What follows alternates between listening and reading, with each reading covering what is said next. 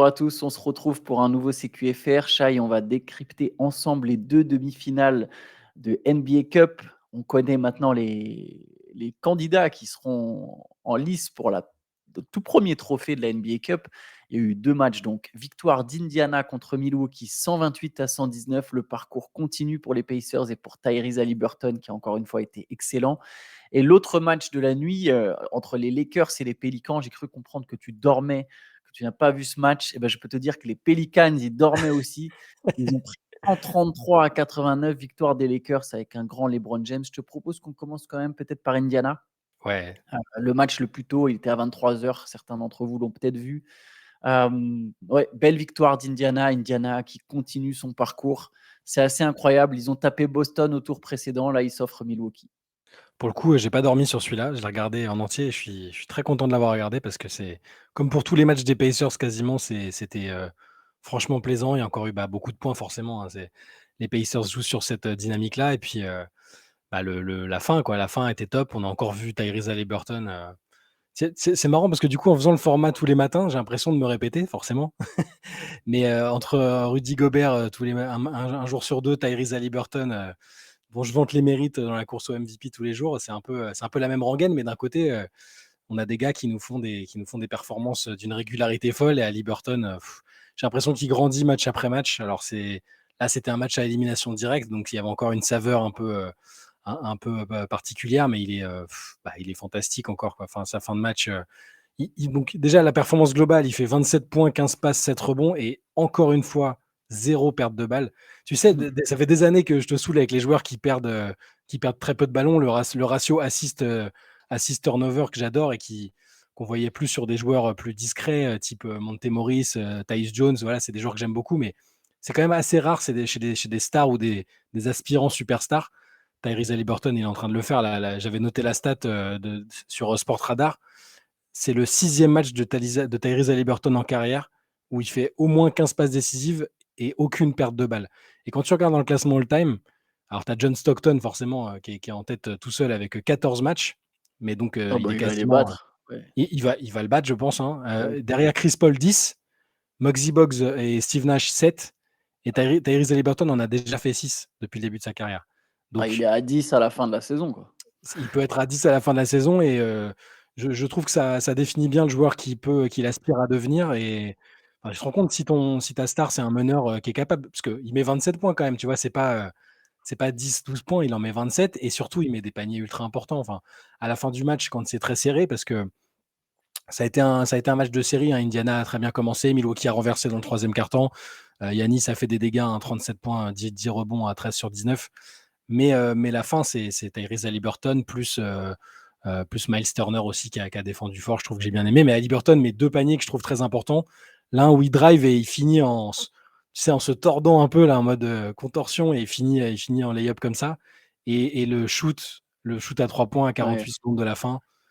Toujours ce style, cette mécanique, qui je pense doit rassurer beaucoup de gens qui ont pas une belle mécanique parce que son geste est toujours très particulier, à 3 points. Tu as l'impression qu'il décolle à peine, qu'il y a son bras qui part vers l'avant. Bon, je suis pas un esthète, un puriste du shoot, mais ça reste un shoot peu académique et il le met, quoi. Il le met et derrière, il fait une célébration où il pointe une montre comme ça, il regarde son bracelet, genre: «Je sais quelle heure il est», sans doute un petit peu, je pense qu'il avait conscience du fait qu'il y avait Damian Lillard en face et que c'était un peu sa célébration et voilà, encore un super moment avec Haliburton et on n'a pas tout vu encore, je pense. Et ce joueur m'impressionne et il y a eu souvent des comparaisons avec Chris Paul. Je les trouve mauvaises. Je vais te dire Mmh. pourquoi. J'ai des meneurs qui lâchent plus de 10 passes, des meneurs qui lâchent 15 passes par match, on en a vu en NBA. Mais là, récemment, sur les 20 dernières années, comme ça j'enlève Stockton, je m'écarte de cette discussion. On n'a jamais vu un meneur qui est capable de distribuer comme lui. Celui qui, en fait, à part Lonzo, j'ai pas vu un meneur qui lâche vite la balle. Les mecs qui font 10 passes en NBA, c'est des mecs qui contrôlent, qui Mmh. veulent surcontrôler le jeu. Et Chris Paul notamment. Et ça, chaque possession, je pense à Russell Westbrook, je pense à John Wall, même si Westbrook c'était encore un style différent. Je pense à James Harden. C'est les mecs qui gardent longtemps la balle. Haliburton, il cherche pas à contrôler, il cherche à mettre de la vie. Ils cherchent à mettre du mouvement. C'est pour ça que les Pacers, ils sont super cool à voir jouer. C'est que ça va tellement vite. J'avais lu un truc d'ailleurs. Tu sais que les équipes de caméramans des Pacers, ils ont été obligés de changer la manière de faire leurs plans et de faire des plans plus larges parce que sinon ils rataient des actions. Ah, énorme. Et ça se voit hier. Alors, j'ai pas vu le match, mais j'ai vu des longs highlights. Il y a pas mal de moments, en fait, ils prennent un panier, boum, direct. Les Bucks, ils n'ont même pas le temps de revenir. Alors, on pourra parler aussi de Milwaukee. Il y a des problèmes d'effort, mais clairement, ça va trop vite avec Haliburton. Il lâche vite la balle, il est déterminé à vite la lâcher et il sait qu'il va la récupérer. Et lui, c'est pas le mec le plus explosif balle en main, c'est pas le mec qui a le premier pas le plus rapide de la planète. Du coup, il sait que s'il la récupère en mouvement, il est dans une bien meilleure position pour faire la différence, en fait. Parce qu'il y a déjà un espèce d'élan qui lui rajoute le surplus d'explosivité qu'il n'a pas et ça l'aide à faire des différences. Et voilà, c'est un meneur, je trouve, complètement à part. Il contrôle le match sans chercher à le contrôler. Moi, j'ai jamais vu ça. Lonzo lâchait vite la balle, mais il n'avait absolument pas le niveau de contrôle ou même le talent d'Ali Burton. C'est pas une comparaison, hein, pour le coup. Si je dis que celle avec Chris Paul elle est mauvaise, celle avec Lonzo elle est aussi mauvaise. Mais voilà, c'est assez impressionnant de sa part. C'est aussi un joueur qui a dit je pourrais marquer 25 points tous les soirs, je pourrais faire 15 passes tous les soirs. J'essaye de faire les deux. Enfin, j'essaye de faire un peu des deux, mais au final, il est en train de faire les deux. Clairement, c'est impressionnant ce dont il est capable. Tu sais, j'ai l'impression qu'on dit parfois, il joue de la bonne manière, tu sais, les Américains aiment bien, il plays the right way et tout et c'est l'impression que j'ai, en fait. Bon, il y a pas un seul style de basket, une seule façon de jouer, de gagner, mais quand je regarde les Pacers, c'est toujours une sensation hyper agréable, tu l'impression qu'Haliburton fait les bons choix et là, on s'attarde sur Haliburton parce que c'est le visage de la franchise et c'est lui le joueur le plus important, mais j'aime bien même tous les joueurs autour, en fait. J'aime Oui, bien parce ce qu'ils qu'ils le font. suivent. Moi, Voilà, je ils le trouve qu'ils suivent, le suivent, c'est en fait. forcément ils sont tous un peu sublimés ou portés par Haliburton, mais j'ai adoré le match de Miles Turner hier, je trouvais très bon en défense, très bon au scoring aussi, mais 26 points et des paniers intéressants. Aaron Nesmith, on en a parlé un tout petit peu au début de saison, tu sais, dans les signatures discrètes. On avait parlé de la prolongation, tout le monde avait dit: «Ah ouais, Nesmith, il le prolonge et tout», mais ouais, défensivement, il est chaud quand même, hein. Franchement, c'est un super joueur qui a le potentiel pour shooter aussi. Plein de joueurs comme ça autour qui gravitent, qui sont dans l'effectif et qui parfois, je me prends à me dire: «Est-ce qu'ils sont si loin que ça de jouer les troubles fêtes?» Tu vois? À l'Est. Alors ça va être compliqué en play-off, on sait, les équipes seront pas armées de la même manière, elles joueront pas pareil, mais j'aime beaucoup encore une fois la dynamique qu'il y a autour de cette équipe et d'Haliburton, en comparaison, bah, d'une équipe comme Milwaukee qui on sait qu'il y a encore du boulot, qui sont pas à plein régime, qui doivent, apprendre encore à se connaître, mais j'ai pas la même, ouais, il y a pas la même vibe autour de l'équipe, je trouve. Parce qu'il y a pas du tout d'organisation. D'ailleurs, c'est un peu ce que Bobby Portis a envoyé comme message dans le Mmh. vestiaire, hein. Il a mis Adrian Griffin devant ses responsabilités, il a mis les joueurs devant leurs responsabilités. Il a critiqué notamment le fait que, bah, il y avait pas en fin de match, il y avait pas de tactique, il y avait pas de Mmh. stratégie. Voilà, Griffin, bah, on sait de toute façon il y a eu le départ de Terry Stotts, hein, c'est lui qui était sans doute en charge de construire l'attaque. Bref, il y a des soucis à ce niveau-là, même si juste, enfin, avec le talent de Lillard et Yanis, ça te permet aussi de gagner des matchs. Moi, j'ai trouvé qu'il y avait aussi un niveau d'effort qui parfois laissait à désirer aux Bucks en tout cas Ouais. sur certaines actions. Mais juste sur les Pacers, ce que tu as dit sur la question de savoir est-ce qu'ils sont loin, pas loin d'être contenders ou d'être outsiders. Ce qui est intéressant, c'est Indiana, si on en croit Woj a beaucoup parlé de ça avant ou après le match, je ne sais plus. Il a noté le fait que les Pacers sont activement à la recherche d'une Mmh. autre star, que Haliburton lui-même envoie le message aux autres stars de la ligue. Et tu parlais du style de basket pratiqué par les Pacers. L'avantage, c'est que tout le monde a la balle, donc ça implique tout le monde, hein. C'est tout bête, mais je suis désolé, mais si tu es. Réfléchissez d'ailleurs, auditeurs, si vous aussi vous jouez au basket. Si vous êtes tout le temps juste posté dans un coin, même vous êtes un bon shooter, ok, vous êtes posté dans un coin et pendant 15 secondes, 18 secondes de possession, vous n'avez pas la balle. Le moment où la balle, elle vous arrive, tu es pas toujours dans le mood. Être un Kyle Korver, ça demande une force mentale. Tu pas bougé, tu pas truc, tu pas touché le ballon et d'un coup, sur la seconde où tu l'as, en fait, tu dois tirer. Alors même si tu aimes tirer, c'est pas quelque chose de simple, en fait. C'est vraiment pas quelque chose de simple mentalement. C'est pas facile de se mettre dans ce mood. Alors que là, en fait, avec le style des jeux des Pacers, tout le monde est impliqué, tout le monde a la balle. Donc tout le monde a envie de jouer dur, en fait. Tu te sens investi d'une espèce de mission, tu vois, tu es impliqué dans le truc. Et Ali Burton, il dit: «Mon style de jeu, c'est un style de jeu qui plaît». Il le reconnaît lui-même, il l'a dit, et voilà, il pense que ça peut attirer des stars à Indiana, et apparemment lui envoie le message aux autres: venez venir jouer avec moi à Indiana. Et les Pacers seraient activement à la recherche d'un trade. Voilà, on sait que c'est une équipe qui s'est renseignée pour Siakam, c'est une équipe qui s'est renseignée pour Anunoby. Je pense qu'ils vont essayer dès cette saison. Voilà, ils ont la superstar, clairement. Haliburton, il est prêt à être le patron d'une équipe qui peut aller un peu loin. Donc. Ah ouais, non, mais il est lancé, hein, en fait. C'est un. C'est vrai que alors, c'est pas toujours facile de se projeter, de faire des comparaisons avec des joueurs, des équipes, soit qui sont passés, soit actuels, mais tu sais, ces meneurs très altruistes et collectifs qui portent les projets, bah, ça fait penser à des mecs qu'on a aimés. Jason Kidd, c'était mon joueur préféré sur la période à laquelle il a joué. Après, quelques années après, on a eu Steve Nash aussi qui a eu le projet des J'en Suns. profite. C'est vrai que quand j'ai dit mes 25 dernières années, je me rendais pas compte que, en fait, c'était quand même pas si vieux que ça, Steve Nash et Jason Kidd, et notamment Steve Nash. Les Suns c'était pas il y a si longtemps que ça. Je suis pas si vieux que ça. Alors on va dire les 10 dernières années, pardon. Ouais. Mais voilà, du coup, je pense que c'est un peu la trajectoire qui peut emprunter et c'est quand même c'est des bons exemples à suivre, je trouve, tu vois? Et du coup, Indiana peut, on démarrait la saison en se disant: «Ah, c'est cool, Haliburton, il a vraiment franchi un palier, l'année dernière, on l'a vu, il est devenu All-Star, les Pacers, ils sont intéressants, c'est le genre d'équipe qui est cool à rejoindre», mais c'est pareil, comme on le disait pour d'autres équipes, je les trouve un peu en avance sur plein de trucs. Ils ont un coach qui est déjà passé par des choses quand même. Rick Carlisle, il en a vu. Je Pareil, j'espère que ça va continuer, qu'ils vont garder ce style. J'ai presque pas envie qu'ils bouleversent trop de trucs tout de suite. Après, si tu me dis Siakam, il arrive demain, c'est génial s'ils perdent pas 58 à tout, parce que j'aime bien autour voir la relation qu'a Liberton avec Obi Toppin, avec Turner, avec tous les joueurs qui entrent en fait. Il y a une belle osmose et c'est vraiment cool à regarder. Et d'ailleurs, Carlisle, qui a longtemps été un meneur, un coach qui bride un peu ses meneurs, dans le sens où Mmh. il tenait à dicter toutes les possessions. Là, avec Haliburton, j'ai l'impression quand même qu'il est obligé de s'adapter. Ouais. Juste avant qu'on passe sur l'autre match qui était quand même moins intéressant, peut-être nous dire un peu ce que tu as pensé des Bucks, du coup, comment tu as trouvé Milwaukee. Tu as commencé à nous dire que tu n'avais pas la même vibe que du côté d'Indiana.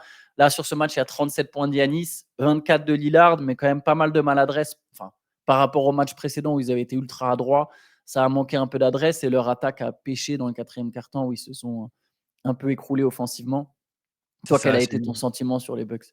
bah, un peu le même sentiment que j'ai depuis le début de la saison où il y a des périodes où tu sais, on n'arrête pas de dire qu'ils font les choses au talent. Bah, parfois, il y a Yanis qui décide d'appuyer sur un bouton et de tout exploser et de marquer 10 points de suite. Lillard, il y a des situations où il est servi, il est ouvert. Tu vois, il fait 4 sur 9 à 3 points, c'est pas mal hier. C'est presque les tirs les plus faciles, je trouve qu'il a manqué hier sur des drives, des petits shoots. Donc, c'est une équipe que j'ai pas du tout envie de condamner, de dire non, mais ils n'y arriveront pas, c'est trop. Parce qu'il y a quand même des bonnes choses qui sont évidentes, mais je reste encore un peu sur ma faim en termes d'identité de jeu. Des joueurs qui traversent les matchs. Middleton, finalement, il met 20 points, c'est bien à 7 sur 13, mais avec lui, j'ai toujours aussi une impression bizarre que c'est pas. En fait, j'ai l'impression qu'il continue de jouer avec des douleurs. Tu sais, quand il joue, tu as l'impression qu'il souffre un peu, qu'il se force, qu'il n'est pas à 100%. Et forcément, ça m'inquiète un peu tellement il est important. Bon, voilà, c'est pas une équipe qui m'emballe beaucoup depuis le début de la saison, je vais pas mentir. C'est peut-être parce que on la connaissait déjà, on connaissait déjà le style qu'il y avait avec Yanis, avec Lopez, mais ils ont perdu un peu ce qu'ils avaient en termes de style avec Budenholzer. Ils doivent s'adapter à la présence de Lillard. Lillard doit s'adapter à eux. C'est encore trop irrégulier pour que ce soit des matchs vraiment cool à suivre, je trouve, de leur part. Ils le font au talent et ils ont une force de frappe potentiellement dévastatrice. Hein. Je veux dire, Yanis, Lillard, et eux-mêmes reconnaissent que Lillard, l'autre jour, il disait: non, mais vous vous rendez compte, on a ce bilan-là et ce classement-là, alors que je ne mets même pas mes shoots encore. Et il a raison, en soi. Mais juste, voilà, l'impression dégagée est pas. En reprenant le concept de matabilité, je ne les trouve pas ultra matables pour l'instant. C'est encore. Ça se cherche. Et c'est pas illogique non plus. Et une petite stat qui, je pense, est importante sur ce match: 13 points seulement du banc. On sent que la rotation fonctionne pas encore à merveille. Oui, que 13 points du banc contre 43 pour les Pacers. Allez, on peut passer à l'autre match. C'était Mmh. le show LeBron James. Ouais. 30 points de LeBron en 23 minutes. Alors après, je l'ai dit, victoire 133 à 89. Franchement, c'est quand même une demi-finale d'une coupe. Ok, les mecs, les Pelicans, ils sont arrivés à Vegas, ils sont allés direct dans les clubs. C'est pas possible. Je sais qu'il y a des blagues sur Zion et tout, mais comment il n'y a pas un joueur. Le meilleur marqueur des Pelicans, c'est Trey Murphy avec 14 points. Le 5 majeur s'est fait complètement ouvrir. Pourtant, et le plus fou, c'est qu'ils menaient à la fin du premier quart-temps. Et après, LeBron leur a roulé dessus dans le deuxième. LeBron qui met 11 points de suite avec 3 paniers à 3 points. Chaud LeBron. Et après, victoire très facile des Lakers. Ça, c'est les 3 c'est un match, tu à un match d'une coupe et d'un énorme chèque pour individuellement. Et ils y étaient pas, quoi. Parce que j'ai même pas l'impression que les Lakers ont joué incroyablement bien. Tu as LeBron qui s'est effectivement, qui a fait un petit show, qui avait l'air d'avoir plein de jus, plein d'énergie. Et c'est très bien qu'il ait pas eu à jouer beaucoup plus que ça, parce que à la moitié du troisième, il est parti se coucher et il sera en pleine forme pour la finale qui sera dans la nuit de samedi à dimanche, c'est ça? C'est ça. Ouais, samedi à dimanche contre les Pacers, qui à mon avis seront un peu plus tranchants et un peu plus motivés quand tu vois. Pour revenir sur eux, du coup, tu vois sur le banc les interactions et l'énergie qui se dégage du banc, la joie qu'ils ont quand il y a des paniers. Les Pelicans, on n'a pas vu ça du tout, même au début du match, quand ils n'étaient pas encore largués, hein. Donc un peu mystérieux et évidemment, comme à chaque fois que ça se passe pas bien pour Zion, sur les médias US, là, ESPN, TNT et tout, qu'on fait une sorte de crossover pour le truc, j'ai vu les réactions. Ça a reparlé du poids, de la forme de Zion, du fait qu'il était probablement pas du tout dans la forme qu'il fallait pour des matchs de ce niveau-là et compagnie. Donc, ça va être un peu ça risque d'être la rengaine cette année pour les Pelicans dès qu'ils passeront à côté.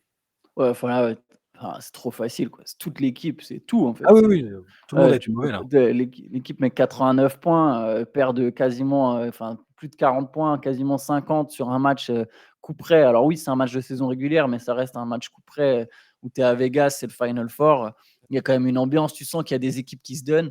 Au final, la finale va opposer les 2 équipes qui avaient le plus envie, quoi. Mmh. Depuis le début du tournoi, on sait que les Lakers, ils ont envie, ils l'ont manifesté, LeBron l'a manifesté. Les Pacers, dès le départ, c'est les 2 seules équipes invaincues. Parce qu'au final, elles ont gagné tous leurs matchs de Ouais. poule. C'était déjà celles qui avaient gagné tous leurs matchs de poule. Derrière, elles sont donc toutes les deux à 6-0 sur ce tournoi. Ça va être, je pense, ça promet une belle finale. Les Lakers seront plus frais, hein, du coup. Ouais. Les Pacers, peut-être un peu moins d'émotion. Ça va vraiment être un match intéressant, je pense. J'espère juste qu'il y aura parce que l'ambiance dans la salle était pas folle. Enfin, j'étais pas dans la salle, hein, mais j'avais quand même le son à fond. Ça faisait vraiment match, tu sais, les matchs de pré-saison un peu qu'ils jouent parfois d'ailleurs à Vegas.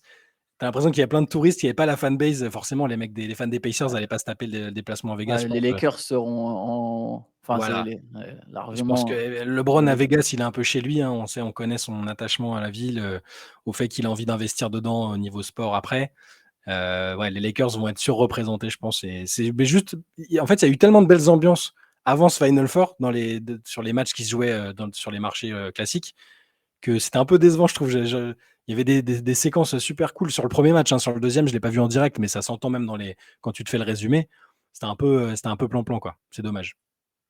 Ouais. Bon, en tout cas, ça nous promet, allez, une belle finale. Je pense que ça sera vachement Ouais, disputé et assez engagé. Et ça sera donc dans la nuit de samedi à dimanche, comme tu l'as dit. On est vendredi, donc nous, c'était le dernier, enfin presque l'avant-dernier CQFR de la semaine. Parce que justement, demain, vous retrouverez le ce à quoi il fallait répondre. Donc, on répondra à toutes vos questions avec Shai. Cette fois-ci, Shai, tu seras à mes côtés. absolument. Théo sera en voix off en train de nous poser les questions. Et donc, vous pourrez retrouver ça samedi matin sur la chaîne. Et d'ici là, écoutez, bonne journée à tous.